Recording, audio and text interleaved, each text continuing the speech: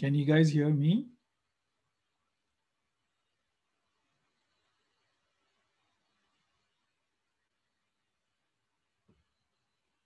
Yes, Rajesh, we can hear you. Okay. I just got some notice. I was wondering if something had changed on my side. That's all. ठीक है.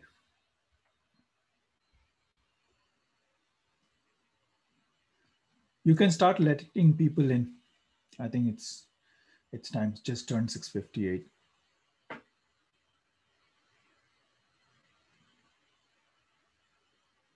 And recording, of course. Yeah, the recording has started. Live streaming is about to start. I'll start letting people in then. ठीक है. Okay, okay, let's begin then. Admit all. Yeah, the recording has started. Live streaming is about to start. I'll start letting people in then.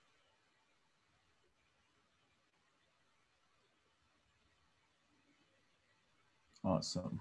Hello, everyone.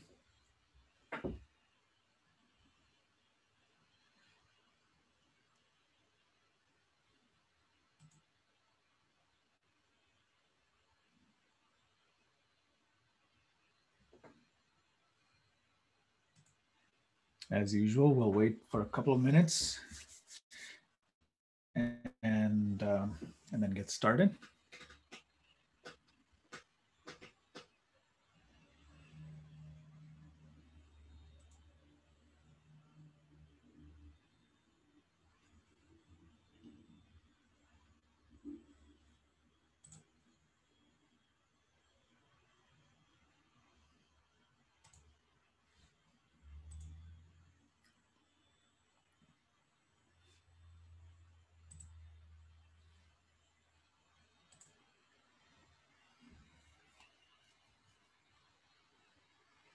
So today I'm not sharing my screen, it's Ram. So as a result, you'll see me perhaps in a slightly different way on screen.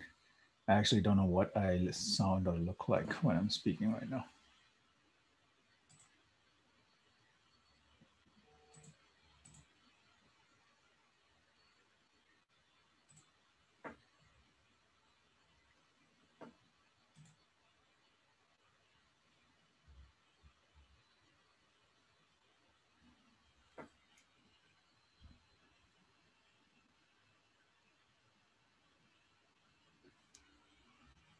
Thank you for being patient. So today, I'm just going to talk a little bit while we're waiting for people to enter.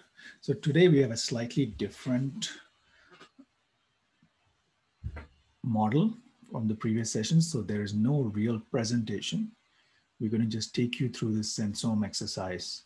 And it's for most people, in fact, I would imagine for everyone actually in this call, it will be a situation that you're all familiar with. And so this is a way to just get us all into one space, one joint space of reflection and imagination, and we'll see where we go with it.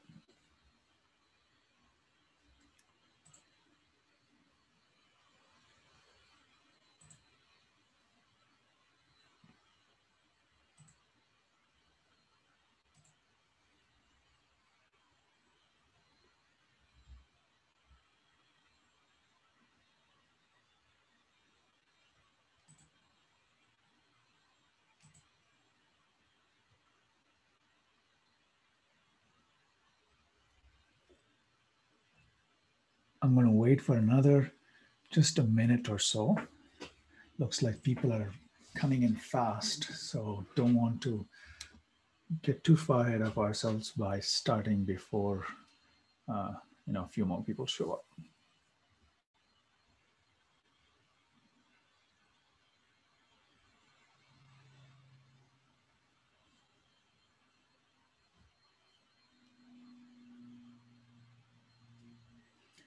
Meanwhile, use the chat window if you want to say hello or share how you're feeling or anything that you may want to do. You can troll someone if you feel like it, but then we'll kick you out. No, just kidding.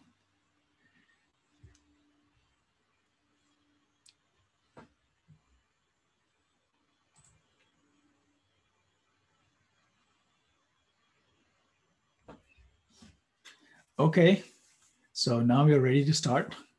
Ram, can we get to the next slide? So today's exercise is what we call Sensome. It's a tool that we are developing internally inside Socrates, sort of a tool for collective wisdom. And what the purpose of this tool is to sort of give a visceral sense of the world that you want to create in the future. So almost everyone, in fact, I would be surprised if there's anyone in this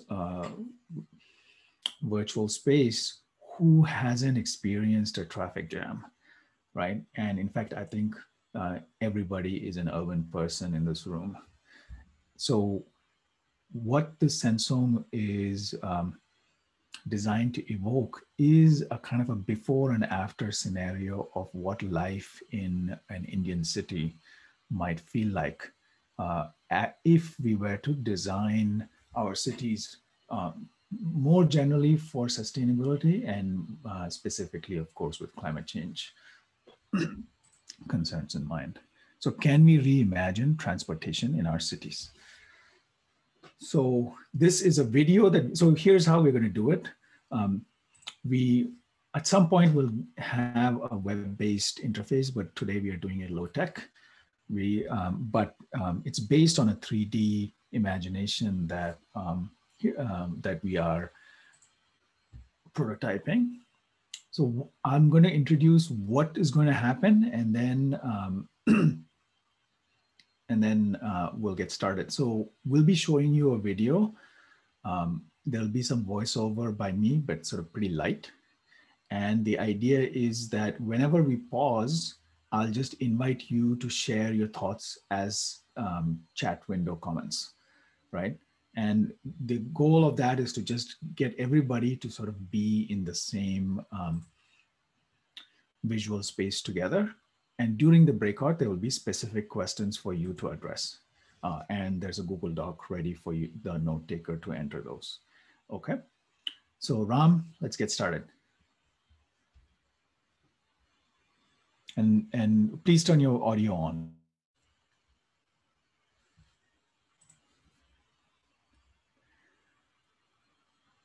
So this Sensome was created by Alok and Ram and others. So I want to thank them for doing so. It's a way to reimagine urban mobility and basically what to do about traffic in Indian cities. So this is Rahul Sharma. Like many of you, he's stuck in traffic and he's not very happy about it. This is probably a situation that most of you have experienced at some point or the other. So you can see how sidewalks are used as two-wheeler lanes. This is Salma. So Salma is from a different socioeconomic category, as you might imagine. And she has to travel quite a ways to get to work as a home-based employee.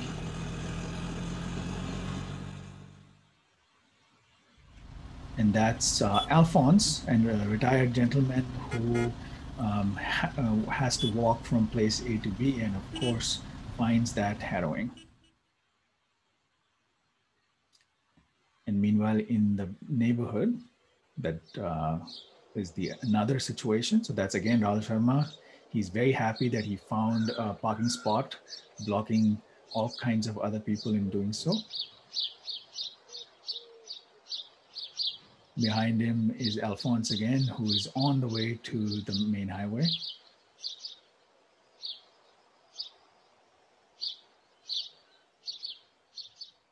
Right. So think about this as New Friends Colony or something in Delhi, if you're a Delhi person. And that's Salma again with the children that she takes care of.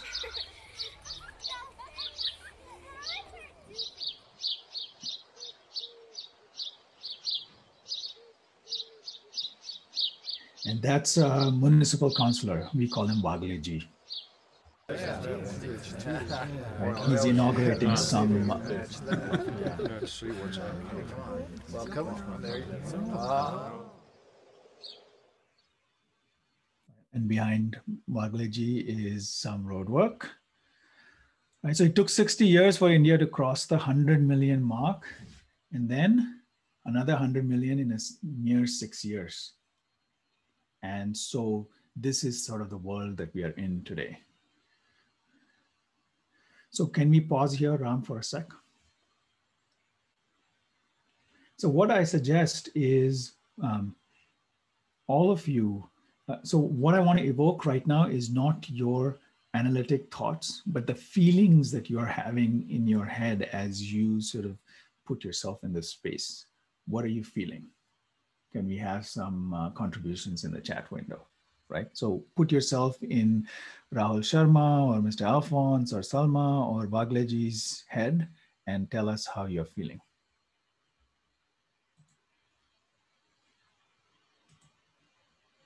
All right. Shashank says stress of daily commute. Right. Rajan says persecuted. Aviraj. All right. Awesome. Alphonse. Okay. Randomness. All right. I like that term. Okay. Irritating. Great. Silk board. Yeah. Oh my God. Yeah. I feel like Jayanagar Silk board is one of the probably the most congested traffic junctions in the world, perhaps. Okay. Great. Thank you so much for sharing. So now we can start again.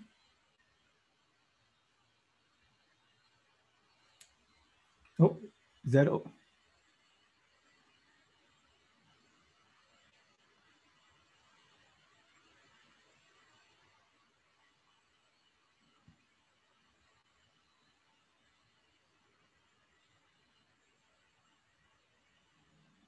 yeah.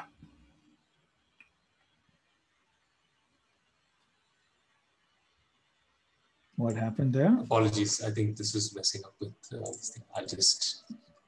No worries. It's a short video, so we can just wait for it to scroll through if needed.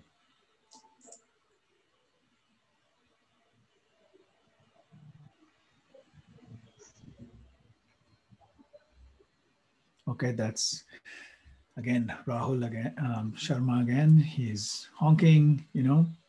So the auto industry is actually a huge part of India's GDP, and it directly employs 8 million people. And if you look at the total number of other people supported by it, it's around 40 million. So any transformation of the auto industry will impact lots of people. Now, imagine a better world that we have entered.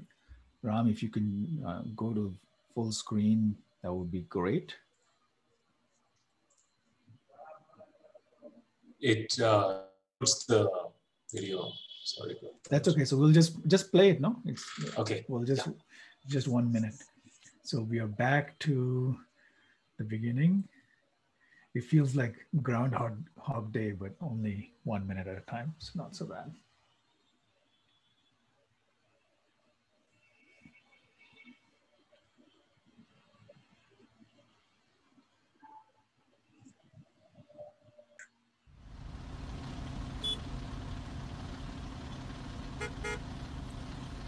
Oh, if you haven't, like I'm dating myself, but if you haven't seen Groundhog Day, but you know, just do it now.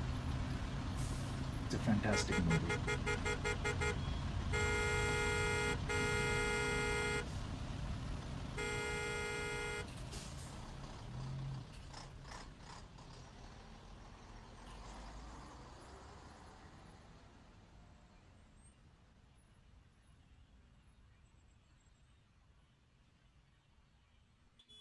All right, so we are in Salma's commute again.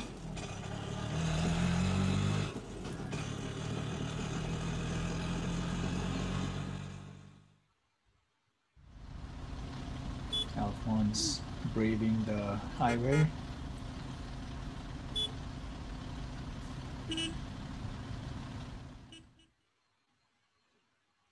And now we are in New Friends Colony or Koramangala First Main or something like that.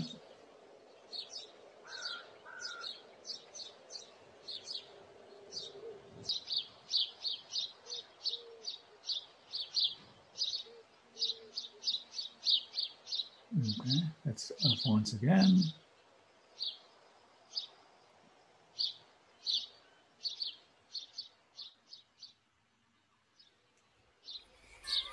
Salma.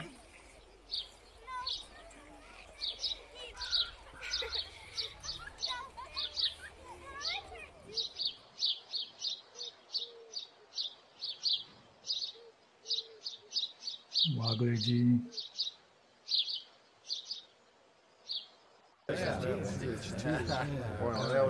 Let's see if we can match that.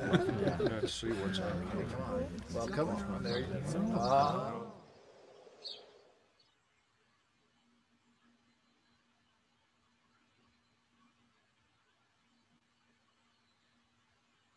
So that's where we are at, you know, doubling the number of cars on the street, and hopefully we can imagine a better future.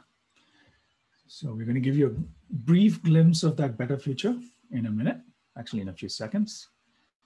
But let's keep in mind that any imagination of that better future will have some winners and some losers, right? And in India and throughout the world, the automotive industry is a huge employer. Especially if you include all the way to people who drive, who are drivers, who are, you know. So in this better future, we of course have, you know, bus lanes and bike lanes. We have electric three-wheeler transport so that even Salma is going from A to B on paratransit that is, you know, that's really geared for citizens rather than for the rich. Okay, so that's an imagination that you can imagine. So bus commuters spend 21% of their earnings on commuting, right? And garment factory workers usually can't afford the kind of public transport that we have. But hopefully, you know, someone like Alphonse will find it much easier to cross the kind of road that he's on right now, which is well organized. And so these are just some data points about the kind of traffic we have, but you can see again that you can make traffic flow in somewhat more organized ways. So in reordering, you know, Indian city traffic, it's both how the traffic flows, what kind of vehicles are in it. Rahul Sharma is now switching to bikes, right? I actually used to bike on Ring Road as a kid. And now Mr. Wagle is inaugurating some very nice climate smart parking. And we can now sit here and enjoy this nice scene in front of us. So that's where we are at. Now tell me what you are feeling. And then we'll go to the breakout session. So in the, yeah, relaxed and peaceful, good, hopeful, justice, great, unreal. Will it happen in my lifetime? You have to make it happen, I hope. Bored, no street hawkers. Yeah, it does have a very Western feel. So that's so that's a very important point, I think.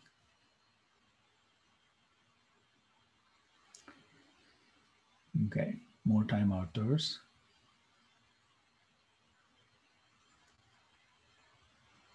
Yeah. Yeah, that Church Street definitely has, you know, changed. More pedestrian friendly. Okay, less pollution. No crackers, maybe. So great. So thank you for sharing sort of your feelings. So it was very important for us to evoke sort of the feel, Denmark vibes. I have to say, I'm not sure if I want India to be Denmark, but hopefully there is a version to be Denmark without being Denmark. Where's the wavy motocross lane?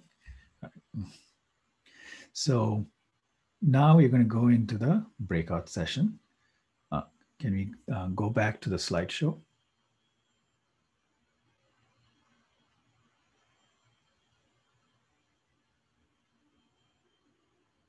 Yeah. So this is a more larger breakout rooms than before. We're going to give you a 40 minutes instead of the usual 30 minutes so that everybody gets to speak. As usual, there should be a note taker. So the rules remain the same. Ram, if you can post the link to the Google Doc. Thank you. So that is the Google Doc that the note takers can, and anyone else for that matter, can use to enter the thoughts in the breakout rooms. Each breakout room has a key question. So can we go through those, please? So next slide. So breakout room number 1, right? What does the EV transition? So what does the electric vehicle transition look like in 5 years? So again, remember that Salma was going on an electric auto. So what kind of electric transportation future might you be able to see in 5 years, and how will we achieve this transition? So that's the question for breakout room number 1. Next slide, please. So the second is, what will public transport look like in 5 years? So again, take a look at that. So each, by the way, the Google Doc has your room's question on top of the slot for that room. So don't worry if you don't see this when you enter the room. Okay, so what does public transport look like for breakout room number 2? Yep, that we're all set. And how will you achieve this transition? Then number 3 is, what will our roads look like in 5 years? Again, Tarini said that there are no hawkers, but maybe we want hawkers. So how will that be achieved? How will we look at both the roads and the sidewalks and the street side in 5 years? Okay, and last is room number 4, right? Which is the political economy question and the finance question. How are you going to pay for all of it at the local, state, national levels, perhaps international financing? So how are we going to achieve how are we going to actually pay, and what is the economic basis for this transition? So these are the 4 questions.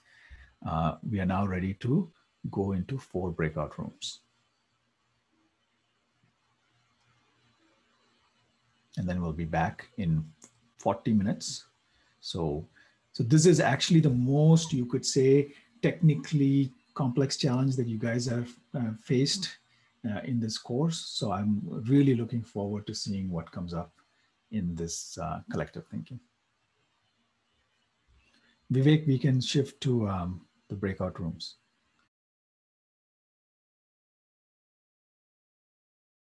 Yeah. Hi. Does that work? Yeah. So hi, I'm Sambhavna. I am the note taker for group 1. We've been discussing about how the EV transition is going to look like in the next 5 years. Some of the ideas that we've been discussing are around, adding solar panels on the vehicles. So, for example, how do we actually get the energy for these vehicles? So can we add solar panels on the vehicles, or can we add solar panels on the roofs of the buildings or community grids, so that this energy can either be used by the community and the extra ones can be used to fuel the vehicles. The other sort of wanky idea was around travel. How can travel generate more energy? So let's say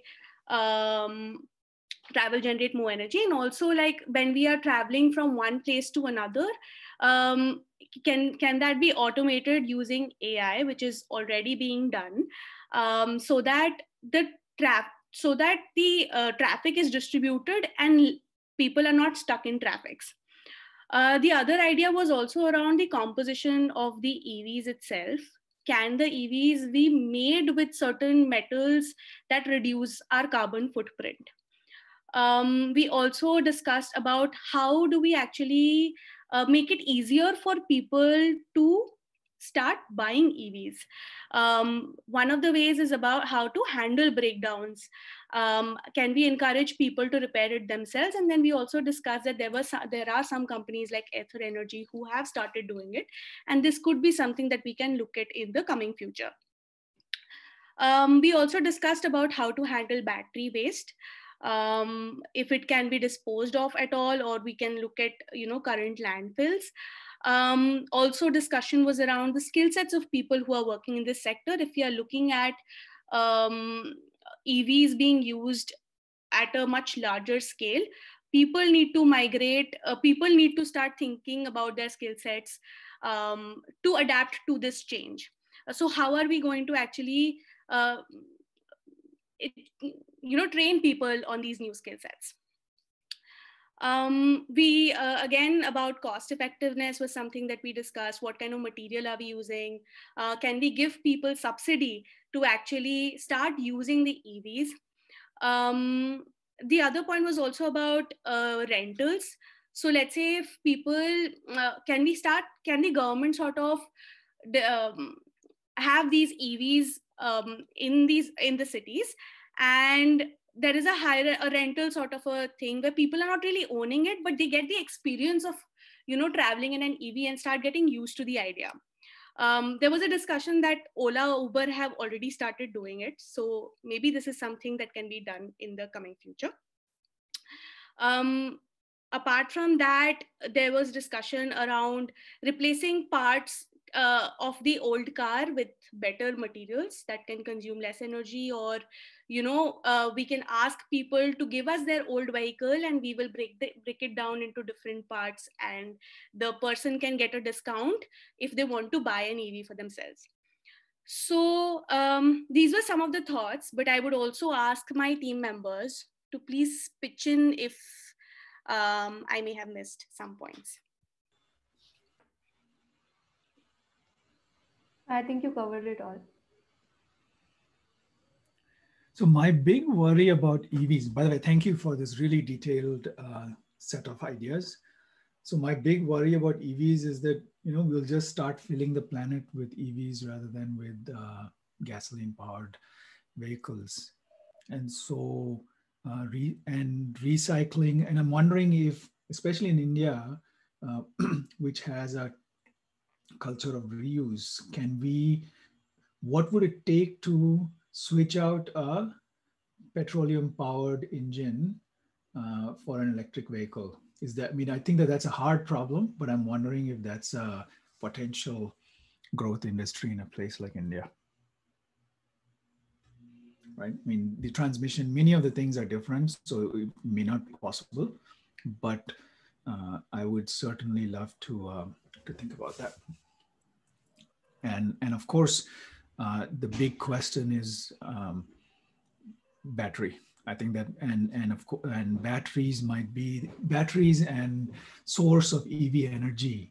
Especially if you're going to burn coal to create electric grids, then not sure if that's such a great idea either. So we have to really think about how to bring EVs in a thoughtful way. So some Bhavna, and again, if you guys have any other things to add, just put it in there or say it out loud. Love these thoughts. So we were thinking, we did have a discussion around this point. And one of the thoughts was around using solar energy to sort of fuel this. But that is one idea that we came up with. I'm not very sure how sustainable that is because it has its own challenges. But you have a very valid point here. Anyone else from my team would like to add here? Rajesh, just to add to that point of yours of your electric vehicles are either way run on coals, right? Coal powered generation. I was actually doing an analysis about 2 months ago where to figure out how green is your electric vehicle, because your source is eventually coming from coal power plants. So that's when the thing is, you can actually do an analysis on the states where electric vehicles can be first pushed in, which already have massive amount of their power generation from renewable energy, like Karnataka. Karnataka is sort of going a little above 30%, I assume, towards solar energy. And yeah, so I think that transition can happen based on this survey where you see which states already have renewable energy, and that's where you launch your electric vehicles first, or start start building your infrastructure for electric vehicles first, and then you move down to other states where coal is still being used. Awesome. Great. Yeah. I would love to, I mean, if you've done a study or if there's anything written up, I would love to see. Yeah, I'll send it across sometime. Yeah. We also discussed using them primarily for public transport versus like shifting the balance from personal vehicles to public transport. Yeah. Great. All right. We are now at group 2. Rajesh, there was actually, I think, a bit of a confusion. So there's actually a second group 1. I see. Okay. Go for it then. We've shared our notes below. I think pretty much similar points. I won't take too long, and maybe if people want to add on, they can. So in terms of, I think we just had a kind of an open discussion. So there were points on what does this look like, and then how will we kind of achieve it. What does it look like? I think there was a focus on kind of multimodal forms of transport that work in tandem with each other, and also kind of EVs. So you're getting off your EV scooter, getting into possibly an EV ride-sharing car, which takes you somewhere, and that all works in tandem with some tech. And without the stipulations of time, more focus on convenience. So it's not like this train or this bus only comes at this point and then you have to wait. There was also a point on how we use roads, so arterial roads versus local roads, and who actually gets to say. So if we can actually get local governance to or local governments to decide on how their road should look. So a Kormangla road can look different from an HSR road because folks in HSR said, hey, we're going to prioritize pedestrians and cyclists. So we want to reduce the motorized transport. So that was a point on how roads look. And yeah, we were also talking about how will we reimagine the role of the petrol pumps. So what will a petrol pump look like? Will it just be kind of a battery where you come in and drop off your battery and pick up a fully recharged battery? And well, I mean, petrol pumps are so kind of ominous now. How will they look like in the future? There was a point around domestic manufacturing kind of taking off as well. Can we incentivize domestic EV manufacturing? There was also a point on smart lighting and smart kind of solar powered street lights, which make even again the traffic kind of system a lot more efficient.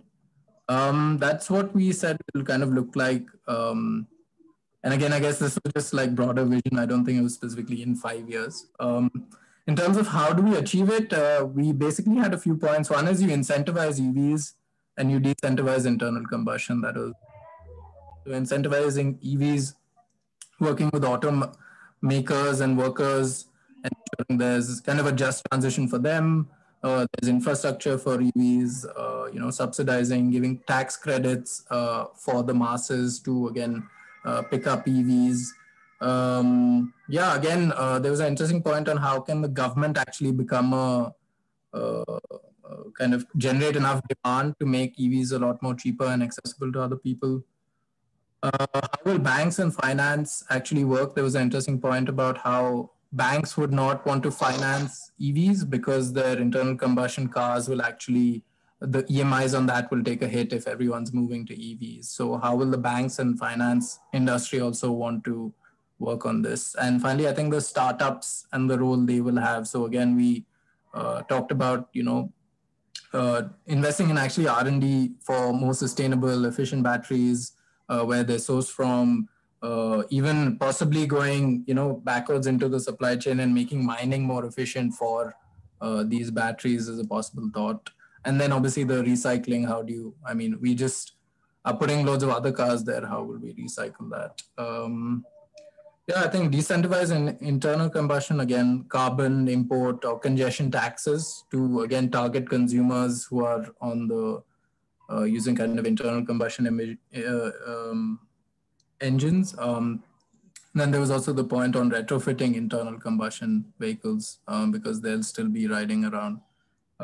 Yeah, and I think finally, last 2 points on where's the source of the energy coming from, because that still needs to be kind of renewable or more sustainable. Otherwise, we're just actually generating more electricity demand, which will, cause more kind of coal fired plants and it's just creating other problems. And I think finally, like the accessibility point, can we actually solve some of the equity and safety challenges with the existing system when we make this transition? So making it a little more just. So yeah, that was from our group. I've shared the points on the doc as well. If anybody else wants to add to that.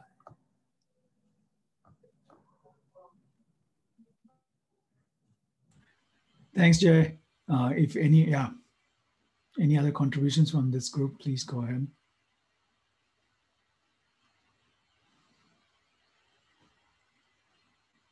So one, Jay, you pointed out like different neighborhoods or different wards even might go in different directions. I feel one of the things that seems to be very underexplored is the kind of the governance structures around this EV transition, right? Which is how are we going to imagine urban politics, urban governance differently when there's an energy transition as well. So, I mean, I don't have any specific thoughts there, but I think it would be great for us to imagine those futures too. Yeah, no, that totally makes sense. I think, again, because you were even saying the auto industry has a huge lobby, and then the workers, the indirect and direct workers and the unions as well. So there is a lot of kind of push or lobby on the government to keep it this way. And it seems like that has been true in other, ways where we're trying to transition, but it just doesn't work for the people who are in the existing system. So yeah, important to think about. Thanks, Jay. So I should also point out that there are some pretty interesting conversations happening in the chat, in the comments section. So feel free to keep an eye out for what there and participate in those comments too. So we will now move to group 3 or group 2, I forgot, whatever the right number is. Hi, this is Abhay. I was the note taker for Breakout Rooms, which was group 2 on the sheet. We had Jayashri, Stuti, Ram Shreyas, Anusha, Suparna, Arnab, Eunice, Sonali, and Kaustab in the group. We spent about 20 to 25 minutes talking about what will public transport look like in 5 years, and about 15 minutes talking about how will the transition occur. A lot of great points that came up from folks within the group. If I may just sort of attempt to synthesize them, a number of points on how public transport will see a lot of cool technology in 5 years. So artificial intelligence, cloud-based grids, which self-driving vehicles are connected to, a lot of automation in general, and use of smart tech for mobility and sort of large-scale learning that is connected between vehicles, geographies, etc. Underground public transport becoming more likely, clean energy, possibly drones, particularly in the delivery space, and overall a lot more capacity. Then a transition in behavior is likely from private vehicles to public transport, and a transition to electric vehicles could well become the rage. The shape of the urban form itself is likely to see significant changes. Ideas of transit-oriented development, clustering of work, market, leisure, greater non-motorized transport infrastructure, some unanswered questions on what is the fate of the trees going to be in this world. Um, the market in general will see a lot more clean mobility solutions and increasing consumers. On access and pricing, we were not fully in unison in our voice. Some folks were of the opinion that things will, like London, there will be lots of options, but it could also become more expensive and therefore unaffordable for some. Some of the more utopian dreamers were thinking about the possibility of free and accessible public transport. And finally, I think in general, I sensed two kinds of, one a realistic approach and one a more utopian approach. And so there were also questions raised about is the public transport we are imagining going to be really transformative in a systemic sense? Even are electric vehicles really clean energy in the Indian context? And where will the real disruption come from? In terms of how the transition will occur, a number of market-based triggers. One, carpooling will become a culturally cool thing, and companies, aggregators will really get into the detail of how to make carpooling an experience and enable much more nuanced matching. Corporations will have all kinds of subsidies and tax reductions and mandatory public transport usage policies in place for their employees, and increased R&D will be required to focus on India-specific alternatives to private vehicle use. The state will be required to do lots of things, including sanction more cycle parking, have discounted rates for students and others, more incentives in general for public transport usage. Some of us, including me, felt that policy level changes will be required, which might come through litigation for a genuine transition to occur. Laws in general will have to be implemented and enforced more strictly. This would include both penalties and fines and congestion fees, etc., in the central business districts. A lot more capacity, more coaches, more metros, more bus lines to make it more attractive as an option from the crowded scenario we are all used to. Overall improved environment with cleaner air and cleaner environment will encourage folks to walk and cycle. Heavy vehicles, especially those plying through the city, will be more strictly regulated. And finally, in general, education has a role to play for the transition. The need to introduce this as a subject at the school level, inculcate a sense of responsibility, and neighborhoods and cities that organize themselves and deliver winning solutions will actually inspire other neighborhoods and solutions to follow suit. So I think, yeah, the delightful part was we spent the last 3 or 4 minutes getting to know each other and chilling out. So that was a fun session all in all. Thank you. Thanks, Abhiraj. Since in the interest of time, I'm not going to ask anyone else to contribute here. The one thought that that I kept coming back to when I was listening to you was this idea of energy justice, right? Which is that while we are transitioning from gasoline to electric vehicles, and especially say towards more public transport, can we sort of bring a justice angle to the distribution of energy and not just sustainability angle? I think that would be something to think through. And how, and again, going back to governance, how might that be done? I would love to continue that conversation.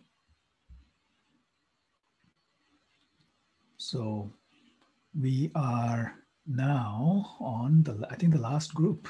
I actually don't know what question it's addressing and what number it is, but I will let you clarify that for us.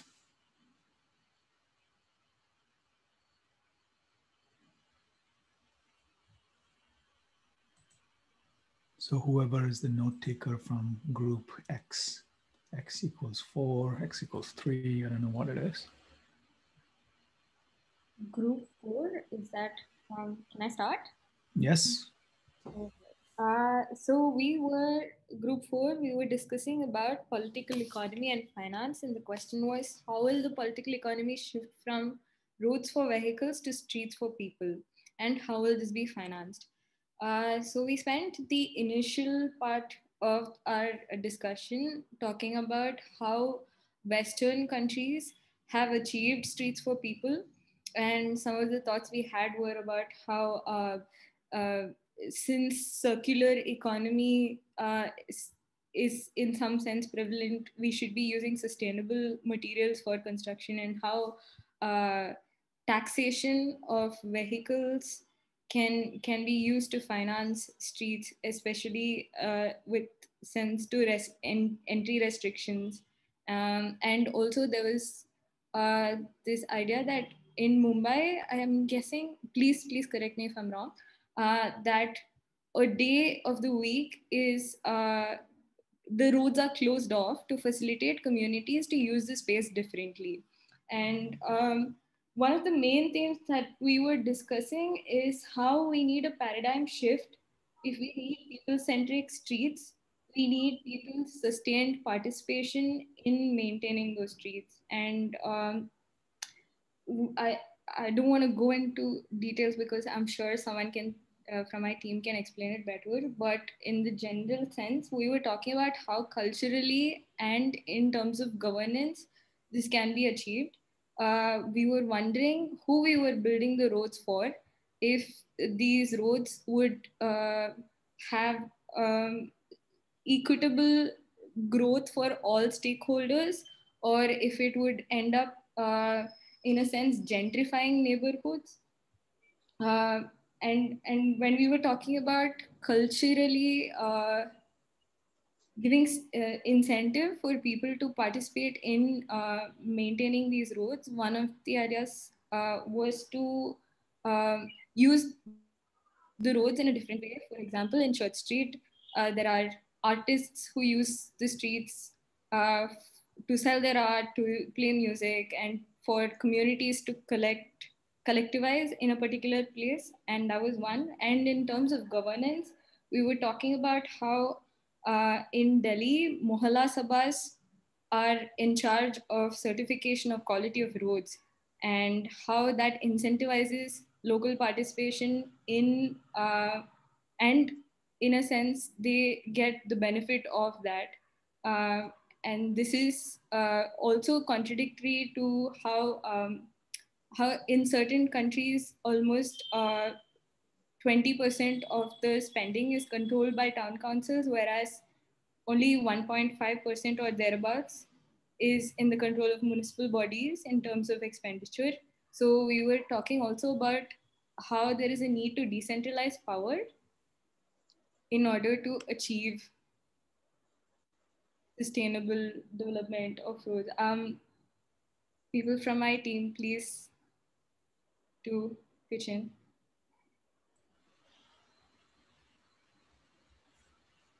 I'm going to step in only because we have one more group and we still and we're almost, in fact, we are out of time, but I hope you can stick for a few minutes.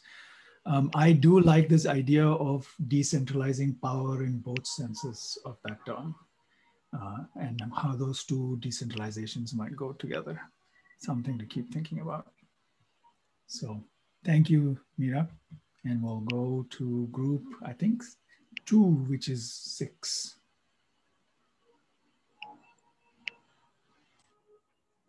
Hey, that was me, Rajesh. 2 and 6. We are done. Oh, we are all done. Okay, fantastic. So looks like nothing, no groups are left. Am I missing anybody? No? Actually, I think I forgot a very important point that we discussed. So if I can just do one thing that we were talking about was how public transport needs to be focus, and how we were also discussing about how private interests might come into this scenario in terms of shared economies like Uber and Ola, but also talking about if there is a decrease in automobile industry's revenue, can that be supplemented by a growth in the public sector in terms of employment? And since it is just as capital intensive. Yeah. I think livelihoods, I mean, given that India is adding millions of people into the job market every year, we'll have to think whether green and green in both senses of that term can go together. Okay. All right. Thank you, everybody. Lovely session. So many points. As usual, we are running out of time, but we do the final thing of turning on our videos, saying bye to each other, and we'll be back next week where we have a session on co-creation with Anand Kapoor. Bye from Cold Delhi. Bye. Bye-bye. Bye all. Bye.